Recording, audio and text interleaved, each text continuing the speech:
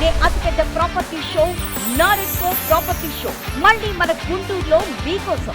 విజయవాడ, గుంటూరు పరిసర ప్రాంతాల్లో మీ అవసరాలకు అనుగుణంగా అపురూపమైన అపార్ట్మెంట్లు, villas, independent houses, open plots కోసం జనవరి 10, 11, 12 తేదీల్లో చేబ్రోలు హనుమయ్య కంపెనీ, బృందావన్ గార్డెన్స్, గుంటూరులో జరగనున్న నారెడ్కో ప్రాపర్టీ షోకి విచ్చేయండి. ప్రతిరోజు లక్కీ డ్రాలో అద్భుతమైన బహుమతులు గెలుచుకోండి. ప్రవేశం ఉచితం.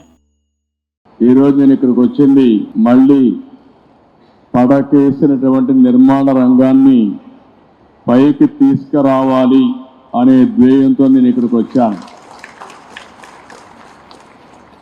మీకందరికి కూడా నూతన సంవత్సర శుభాకాంక్షలు.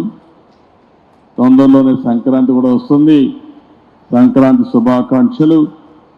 ఇదే కాకుండా భవిష్యత్తులో కన్స్ట్రక్షన్ యాక్టివిటీకి పెద్ద బూస్టప్ రావాలని మనస్ఫూర్తిగా నూతన సంవత్సరంలో కోరుకుంటున్నాను. ఈరోజు మీరు చూస్తే ఎన్నికలప్పుడు మేము చూసాం, నిర్వీర్యమైన రాష్ట్రం, ఎక్కడికి పోయినా సమస్యల వలయం, అన్ని రంగాలు కూడా పతనావస్థకు చేరిపోయినాయి. నిర్మాణ రంగం అయితే అడ్రస్ లేకుండా పోయే పరిస్థితి వచ్చింది. మేము ఆ రోజు ఒకే మాట చెప్పాం, మమ్మల్ని ఆశీర్వదించండి, మళ్ళీ ఆంధ్ర రాష్ట్రాన్ని అన్ని రంగాలలో అభివృద్ధి చేసే బాధ్యత మేము తీసుకుంటామని చాలా స్పష్టంగా ఆ రోజు మీ అందరికీ హామీ ఇచ్చాం. మా హామీలు నమ్మారు. ఎప్పుడు చరిత్రలో నేను చాలాసార్లు ఎన్నికల్లో పోటీ చేశాను, కానీ స్ట్రైక్ రేట్ చూస్తే 93%, అంటే పెట్టిన అభ్యర్థుల్లో 93% గెలిచారు.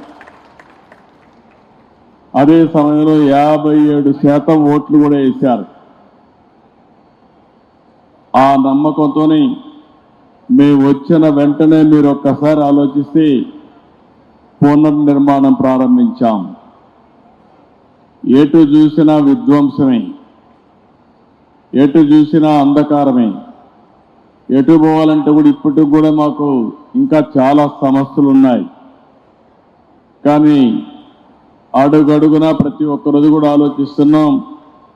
ఆలోచించి నిన్నే మీరు చూస్తే ప్రధానమంత్రి గారు వచ్చి ఆంధ్రప్రదేశ్ రాష్ట్ర చరిత్రలో ఎప్పుడు రాని విధంగా 2,08,000 కోట్ల రూపాయలకు ఫౌండేషన్లు వేశారు. ఇంకో పక్క ఇనాగరేషన్లు చేశారు. అంటే ఇప్పుడిప్పుడే కొత్తగా పెట్టుబడులు వస్తున్నాయి. విశ్వాసం పెరుగుతా ఉంది. బ్రాండ్ ఏపీ ఇప్పుడిప్పుడే మళ్ళీ ముందుకు పోయే పరిస్థితి వస్తూ ఉంది. దీంట్లో అనేక రంగాలు పెట్టుబడులు వస్తున్నాయి. ఆ రంగాలు మీరు చూస్తే ఎప్పుడు కూడా నూతనమైన రంగాలను అందిపుచ్చుకోవడంలో ఒక పక్కన ఎన్డీఏ కానీ తెలుగుదేశం పార్టీ కానీ ఎప్పుడూ ముందుంటాం.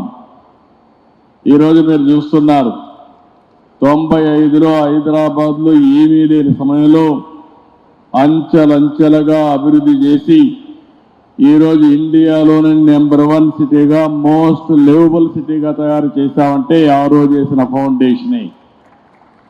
అక్కడ కూడా ఆ రోజు నిర్మాణ రంగమే లేదు. అలాంటి నిర్మాణ రంగాన్ని ముందుకు తీసుకుపోయాం. స్టెప్ బై స్టెప్ అభివృద్ధి చేశాం, ముందుకు వచ్చాం.